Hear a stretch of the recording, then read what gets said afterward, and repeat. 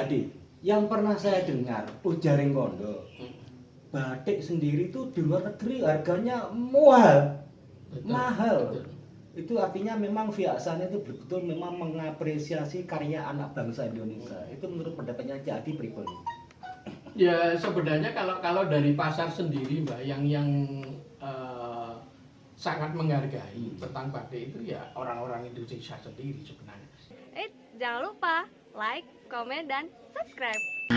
Cuman ketika sekarang ini bahwa pertukaran cindera mata antar petinggi-petinggi dunia termasuk Presiden Indonesia ketika ada tamu datang dari luar sesama petinggi itu pertukaran cindera mata itu salah satunya batik Selain keris ya? selain keris dan itu sebuah penghargaan yang luar biasa menurut saya. Terus jadi terkait dengan pasar, kan ada pasar modern, ada pasar tradisional. Yang saya lihat di pasar-pasar tradisional itu juga banyak penjual batik. Maksud saya ngomong, jadi kan karyanya kan ya taruhlah kelas menengah ke atas. Apakah tidak terbersit dalam niatan Jadi untuk membuat karya-karya batik yang diperuntukkan bagi kita-kita yang kelasnya menengah ke bawah? Jadi karena saya juga pengen pakai batik loh, beli, lek jangan kan iso tapi kan ya beli itu pripun Jadi. Betul, sepakat Pak. Ada beberapa desain motif saya yang premium,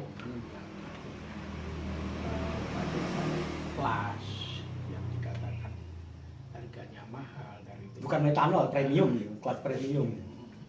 Itu ada beberapa yang saya bikin batik cap, jadi tidak canting tulis. Kalau cap sendiri juga boleh dibilang batik. Batik, Tapi karena pakai cap. iya sebetulnya. pakai cap, cantingnya canting cap dan tetap teridentifikasi sebagai sebuah batik karena ada perintang warna di situ. Apa ada? Perintang warna. Oh Nah, gitu. Malam arti nanti. iya malam itu lilin. Gitu. Perintang warna sebagai lilin yang dicapkan di canting cap. Itu Iya. termasuk identifikasi batik. Terus ada lagi Jadi tanda kutip juga dibilang batik dari pabrikan. Jadi apa sejenis printing mungkin ya. Ya. Kalau batik dengan model-model printing itu kok saya mengatakan itu bukan batik karena itu kan dibuat partai besar dan polanya tetap pengerjaannya cepat, harganya murah. Menurut saya yang dibilang batik itu ya memang ya juga harus Harus digambar. ada perintang warna. Minimal cap. Tapi kalau pabrikan itu menurut jenengan itu ikut kategori batik atau senes ya? Bukan. Alasannya Karena batik sendiri, babaran batik itu harus ada yang itu tadi, yang Perintang sebagai warna. pokok perintang warna itu. Kalau printing itu kan tidak ada perintang warna, cuman dia kain bermotif batik. Tapi itu pun juga nggak salah, juga nggak bisa, kita nggak bisa menolak. Artinya itu bukan batik, cuman kain bermotif batik gitu. Betul. Mas Jadi, jenengan batik itu proses pewarnaannya Mas Jadi itu pakai yang saya dengar kan ada dua, batik memakai pewarna alam, satunya lagi memakai pewarna sintesis kalau nggak salah namanya. Itu jenengan pakai yang mana? Saksikan kita streaming. Jangan lupa like, komen, dan subscribe. Karena chemical atau sintetis. Kalau chemical sintetis itu saya menggunakan naphthol dan indibusol. Kalau perwarnaan alam itu ada jolawe, tegeran, secang, kemudian daun mangga itu bisa juga, terus kemudian indigo vera, tanaman indigo vera itu termasuk kategori pewarnaan. Artinya untuk pewarna alam itu kan Indonesia, Jawa, Tulungagung kan banyak tumbuh-tumbuhan yang tersedia di Tulungagung. Artinya Jadi sepakat nggak kalau saya bilang terus-terus sering apa ya uji coba dari berbagai warna-warna, apakah itu akar, apakah kulit pohon atau daun itu pripun Jadi. Gimana ini juga melakukan? Iya, coba. Iya, Sering kali berarti. Iya, Sering kali. melakukan. Dan pewarnaan alam itu kadang-kadang juga gini Mbak, hasilnya ketika pada saat proses pertama kemudian dengan proses berikutnya itu tidak sama. pengaruh air pun juga tidak sama. Nah, saya punya pengalaman ketika saya mencelup warna indigo vera itu yang keluar adalah warna biru, tanaman indigo vera. Ketika saya nyelup warna dengan air waktu itu saya di lereng Gunung Ungaran di Kendal, Jawa Tengah. Itu saya mencelup warna biru itu sangat bagus. Nah, proses itu kan belum selesai. Iya. Akhirnya saya bawa pulang, terus saya celup di sini dengan air sumur di sini. Itu tidak sama hasil warna birunya. Artinya itu kan Iya, pakai pengaruh media air. air. Media Artinya air. kan Nah. juga tergantung pH dari air tersebut. Betul. Artinya kalau misalkan ada orang pesan beberapa puluh batik jenengannya pakai pewarna alam dengan minta syarat warnanya sama, berarti tidak bisa. Saya kira tidak. Dan kita Nah. akan menjelaskan kepada konsumen yang mau sampai warna alam. Itu jadi kelemahannya pewarna alam. Kelemahannya sekaligus kelebihannya. Kenapa saya bilang kelebihannya dengan warna yang tidak sama, akhirnya kan menjadi limited edition, beraneka. Beda dengan pewarna sintesis mungkin. Ya, Kalau pewarna sintesis berarti kalau pesan banyak bisa persis sama. Ya? persis sama. Dengan takaran yang Ketika sama. formulanya sudah tertata ya. Iya. Formulanya berapa Iya. gramatisasinya tertata, tercatat, Iya. itu akan sama. Terus harganya mahal mana jadi warna alam dengan warna sintesis? Saya kira sama. Saya Oh, kira relatif. tidak jauh berbeda. Tidak berbeda. Iya. Nah, pengerjaannya lebih lama mana alam dengan yang sintesis? Lebih lama proses warna alam karena warna alam pencelupan dari satu ke berikutnya itu harus kering. Iya. Harus keadaan kering, kemudian dicelup lagi, kering, dicelup lagi. Kalau warna sintetis, kemamel pun ketika dicelup sudah bisa mengeluarkan. Artinya di sini plus minus ya menurut saya. Kenapa harganya hampir sama? Kalau pewarna alam barangkali murah di bahan, tanda petik murah. Kalau warna sintetis biasanya kan barangkali bisa jadi harga belinya lebih banyak. Itu lebih agak mahal. Itu tergantung juga dengan motif. Oh gitu lah. Enggak ada dengan motif yang sama. Kalau iya. Gitu. Iya. Karena prosesnya lebih rumit warna alam. Terus sekali panjenengan itu batik jadi mulai dari nol, mulai dari awal sampai finishing itu butuh waktu berapa hari? Apa itu hitungannya hari? Apakah bulan? Apakah tahun? Itu berapa jadi? Kalau batik tulis itu bulan. Bulan. 1 sampai 2 bulan. 1 sampai 2 bulan proses mulai kita gambar, ngomongi, terus kemudian proses pewarnaan, ending. Iya. Itu bulan. 2 bulan itu untuk patokan harga sekian. Misalkan ada batik yang harganya lebih mahal, bisa jadi mungkin prosesnya lebih rumit, berarti lebih lama. Iya, lebih lama. Itu pasti. Nah, pasti. Karena ada proses teknik ngelowongi pun itu ada yang hanya satu sisi dicanting, tapi ada yang batik lebih eksklusif lagi cara pengerjaannya. Namanya batik terusan, jadi atas bawah itu dicanting lagi. Oh gitu. Seperti itu. Dan itu sama persis. Sama persis. Iya. Berarti itu lebih Sama, sulit, lebih berarti. sulit. Makanya mahal. Gitu. Betul. Terus itu media yang dipakai kain, kainnya itu apa tidak berpengaruh? Maksudnya begini, untuk kain-kain yang murah atau mungkin taruhlah kain cimal atau apa jenisnya? Prima. Terus ini Prima lebih dan mahal lagi. prima. Apa? Sing kok ular jenis apa? Ini sutra. Nah, sutra itu apa juga berpengaruh terhadap harga jadi? Betul. Begitu ya. Jadi kain batik, babaran motif batik itu ada yang katun. Katun itu juga ada klarifikasinya, prima dan primissima. Prima itu yang kategori untuk batik. Dan kalau batik tulis biasanya pengrajin pakai yang katun primissima. Gitu. Dan primissima pun ada kategori lagi. Gitu. Ada kategori lagi. Terus kemudian ada yang sutra. Kain sutra itu ada yang sutra China, sutra pabrikan, ada yang sutra ATBN, alat tenun bukan mesin. Nah, itu lebih mahal lagi. Berarti kalau kain sutranya itu memang pakai yang paling mahal, otomatis harganya lebih mahal batiknya. Setelah ada seragam motif. Iya. macam itu. Terus ini Cik Adi, saya pikir namanya manusia, pengerjaannya itu kan tangan, kan juga tergantung force fisiknya yang mengerjakan, juga tergantung juga masalah kejiwaannya. Pas dia seneng apa pas susah apa pas ditagih hutang kan juga repot misalnya batik. Itu kemungkinan suatu saat pernah batik itu salah. Itu kalau untuk mengantisipasi atau menyikapi batik yang saat itu pripun jadi? Dan batik yang aku pakai ini batik by Gayatri. Dan sedangkan corak yang aku pakai ini namanya corak batik Sarinah. Dan dipakai Do Asrofi namanya corak angling kamu. Ada teknis yang bisa melorotkan kain itu namanya dicas. Jadi teknisnya sendok dipanaskan, dicelup air dulu sendoknya, kemudian dipanaskan, lalu digariskan ke cantingan yang keliru atau kadang-kadang kan demblok-demblok. Oh iya. Nah, demblok-demblok ketika gitu. nyantingnya. Dan konon mbah-mbah kita, nenek moyang kita kalau batik itu perempuan ketika keadaan tidak suci itu tidak akan berani membatik. Iya. Itu seperti nggak tahu kalau sekarang apa tetap dipakai atau enggak. Itu saya pikir sebenarnya tetap dipakai karena saya pernah ini ngomong lain Karena ada yang menyikapi ketika nyanting itu sebagai sebuah ritual. betul. Ada lagi sebuah begini jadi. kesabaran. Ini agak sedikit menyimpang dari persoalan batik. Ketika tanya dengan masalah suci tadi, orang-orang dulu itu kalau tanam padi, perempuan itu tidak boleh kadang tidak suci karena juga berpengaruh terhadap hasil tanamannya. Karena itu tadi itu bisa menjadi sejenis penyakit buat tanaman tadi. Akhirnya pertumbuhannya juga kurang maksimal.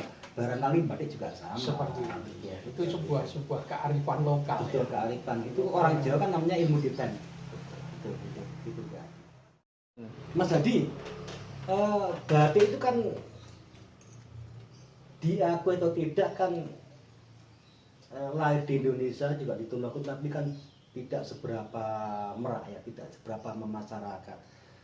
Harapan jadi untuk anak-anak muda milenial khususnya itu agar supaya batik menjadi ikonik lagi, menjadi ikon juga menjadi terbiasa pakai batik itu menurut jenengan berikut jadi. Ya harapannya harus dari pengrajin batik sendiri, dari pelaku batik itu harus tidak segan-segan terus memproses, terus memperkenalkan kepada masyarakat, terutama kepada anak-anak muda. Dan saat ini saya kira anak-anak muda juga banyak yang mencintai batik, dan itu sebuah penghargaan yang luar biasa. Siapa lagi penghargaan itu kalau tidak dari diri kita sendiri. Baru nanti ketika diri kita sendiri menghargai, tentunya orang lain, orang luar akan menghargai juga, saya kira. Soalnya selama ini kalau yang saya amati, batik itu kan identik dengan mohon maaf tanda kutip dunia korpri. Dan mesti kan korpri punya pakaian batik, mantenan, tamu-tamu ini jodoh kayak batik. Mau saya juga berharap ke depan itu ya sering-sering lah batik juga dipakai pakaian keseharian, tentu aja ya batik-batik yang tidak mahal. Artinya saya juga berharap kelak ke depan jadi juga menciptakan pola-pola batik yang terjangkau buat masyarakat kecil biar batik menjadi memasyarakat. Pak Haji setuju ini? Sepakat toh, seperti itu. Ya seperti yang tadi saya bilang, ada beberapa batik premium memang saya jadikan batik cap juga.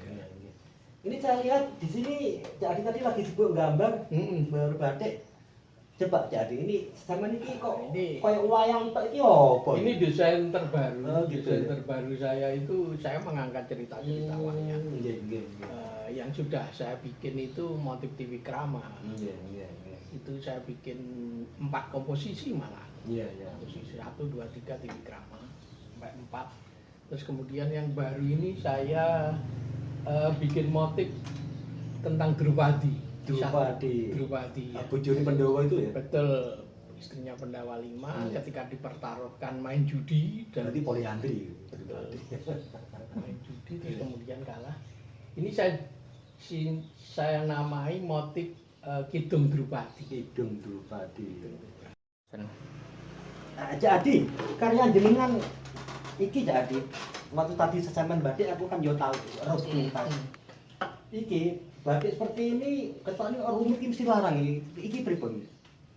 Iki batik iki sing itu Mbak, motif saya yang terbaru itu mengambil cerita-cerita wayang dan itu adalah kisah Drupadi yang tadi saya bilang Drupadi tadi. Mas Hadi terima kasih banyak, akhirnya pemahaman saya tentang batik menjadi bertambah atas jasa jenengan. Kesimpulan saya Mas Adi, ternyata bikin batik itu juga tidak gampang, itu butuh keahlian khusus dan semua orang tak pikir tidak semuanya bisa. Dan masalah mau tidaknya itu juga tergantung lamanya pengerjaan. Pertama, yang kedua, kita semua berharap agar batik ini menjadi tuan rumah di negeri sendiri, artinya sebagian juga menjadi pakaian sehari-hari. Dan cara begini ke depan kita berharap batik tetap lestari di bumi Indonesia. Nonton jadi nggih. Iya. Terima kasih banyak jadi, sukses selalu. Saya berharap panjenengan terus semangat untuk melestarikan karya-karya Abdium dari bumi kita sendiri. Ya, terima kasih Pak. Terima kasih jadi. Asik obrolannya. Sip, sambil ngopi kita. Iya. Asik.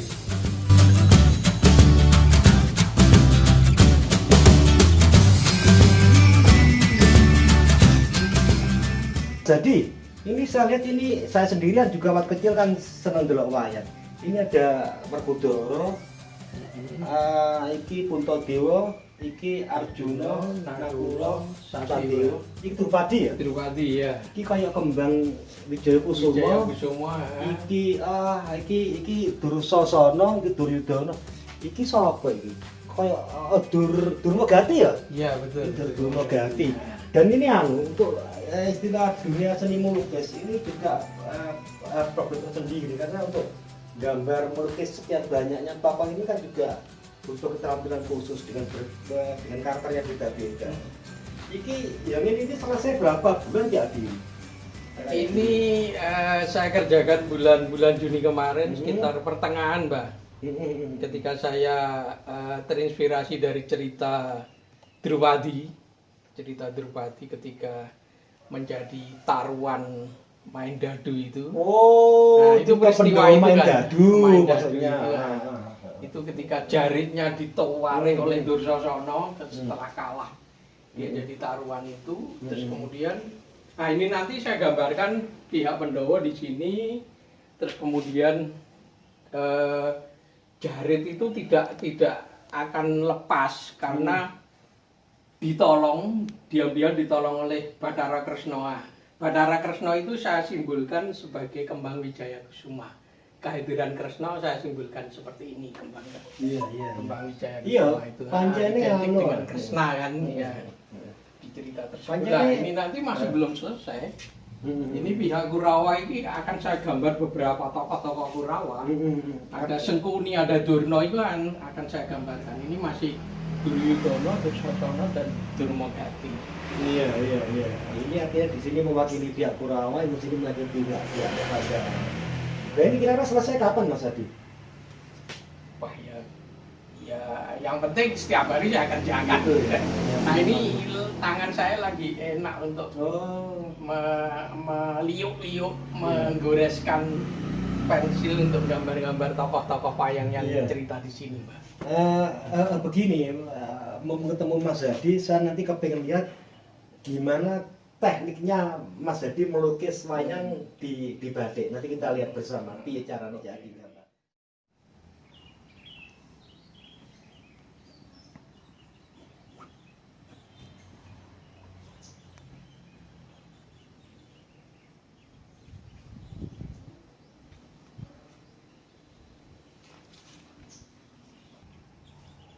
Proses drawing seperti ini. Nah, setelah proses drawing baru nanti dicanting. Iya.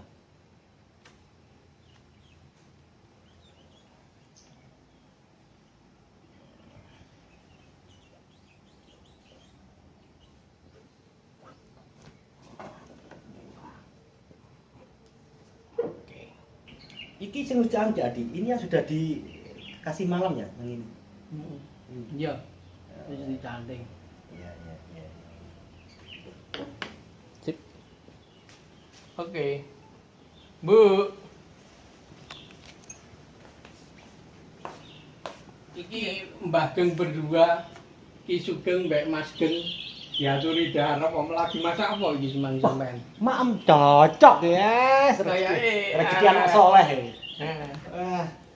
Pas Wis semuanya. ame lho. Seno deh. Wah, keren asik. Ya Kali wis. tahu wow, tahu. Wis monggo, Mbah.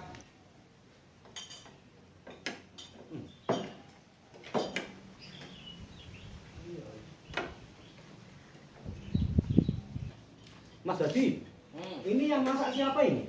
Iki sing masak si mboke, Mbah. Nyonya maksudnya? Enak masaknya. Makanya jadi itu di rumah keras tenang kerajaan yang mari jadi mangan yang omah lho menyen masakne nyonya enak top markotop ya. Nah kan di rumah keras istri saya itu juga masaknya luar biasa enak. Oh iya, ini tadi Mas ini namanya juga Mas Sugeng. Beliau ini apa? Beliau ini istilahnya kameramen top apa tadi namanya? Pemilik konten podcaster. Podcaster. Juga Kuwi istilahnya dhewe. iya ya lek Ketokane bosone ono sing nyebut iya. iki podcast. Lek bahasane internasional kayak Mas Gengi tugasnya tukang video. Tukang video. Podcaster. Tukang video. Maksudnya. Luwe. Oh iya. Mas tadi jenengan kan terbiasa baca puisi. Nanti saya todong. Habis ini jenengan baca puisi, kan perut sudah kenyang. Baca puisi harus mau. Ya. Soalnya saya ketemu Cak Hadi, kalau tidak baca puisi, ibaratnya sayur kurang garam. Jangan lupa like, komen, dan subscribe.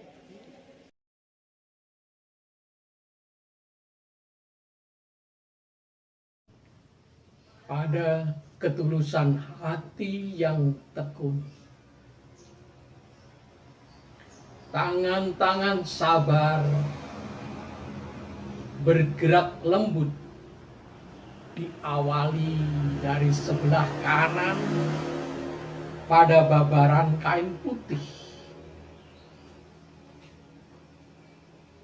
melantunkan doa,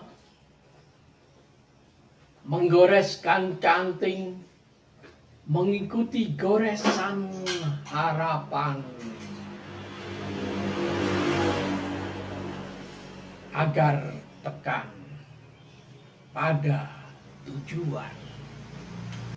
Lekuk-lekuk kembang menggambar gejolak bara, menggambar burung-burung mengepakkan sayap, menggambar kupu-kupu menyesap madu dari butik sari, menggambar sekaring jagat, menggambar kehidupan titik-titik air matahari, mengabarkan sukacita pada selembar kain yang menjelma penuh warna-warni ragam motif. Sampailah pada satu tujuan dengan niat yang tekan karena ketekunan.